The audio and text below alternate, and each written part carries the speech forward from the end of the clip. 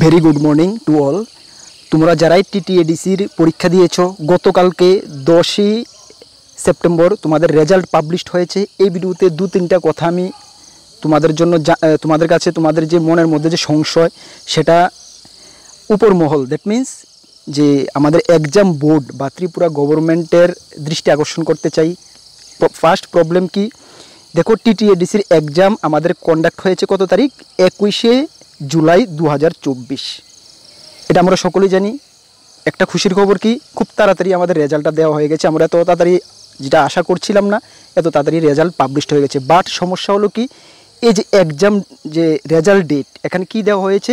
10/7/2024, মানে জুলাই মাসে। তার মানে সকলের মনে এটাই প্রশ্ন, কেন আমি গতকালকে যে রেজাল্টের ভিডিও পাবলিশ করেছি, অনেকেই তোমরা কমেন্টস করেছো যে দাদা রেজাল্ট কি এক্সামের আগেই রেডি হয়ে গিয়েছে কি না, এমনই তো বোঝা যাচ্ছে এখানে। ইয়েস, একদম রাইট। আমার মনেও এটাই যে এক্সাম রেজাল্ট ডেট এখানে 10/7/2024 কেন দেওয়া হলো? যদি আমি ধরে নিই যে ক্লারিক্যাল মিস্টেক হতেই পারে, যদি আমি ধরে নিই ক্লারিক্যাল মিস্টেক, তাহলে এই যে 10 তারিখ যে ডেটটা, এটা তো হাতে কলমে বসানো হয়েছে, বোঝা যাচ্ছে। তাহলে যেই নাকি এটা একদম রেসপন্সিবিলিটি পার্সন ব্যক্তি এটা বসিয়েছেন, যিনি বসিয়েছেন উনি এটা কি দেখেননি যে এখানে 7 রয়েছে জুলাই? ফার্স্ট কথা। আর যদি কেন আমাদের মনে এত প্রশ্ন কেন জাগছে? এর আগে আমরা দেখতে পেয়েছি যে প্রশ্নপত্র ফাঁস নিয়ে ত্রিপুরার মধ্যে সকলেই জানি একটা বড় কেলেঙ্কারি, টিটিএডিসি সাবজোনালের প্রশ্নপত্র ফাঁস হয়ে গেছে। সেই কারণে আমাদের মনে প্রশ্ন যে রেজাল্টটা কি আগেই রেডি করে দেওয়া হয়েছে তো না? ইয়েস, যদি এটা কি ক্লারিক্যাল মিস্টেক না কি সমস্যা, রিকোয়েস্ট করব ত্রিপুরা গভর্নমেন্টের কাছে, দৃষ্টি আকর্ষণ করছে এটা একটু ক্লারিফাই করার জন্য, সকলের মনে যে একটা দ্বিধা সেটাকে দূর করার জন্য। এবং টিটিএডিসির যে বোর্ড, এক্সাম বোর্ড, তাদেরকেও রিকোয়েস্ট করব এটা কি আপনারা অবশ্যই আপনাদের অফিসিয়াল ওয়েবসাইটে এটা ক্লারিফাই করেন, সকলকে এটা জানিয়ে দেন। এবং সেকেন্ড পয়েন্ট হলো কি, যে ফাইনাল আনসার কি কিন্তু আমরা পাইনি।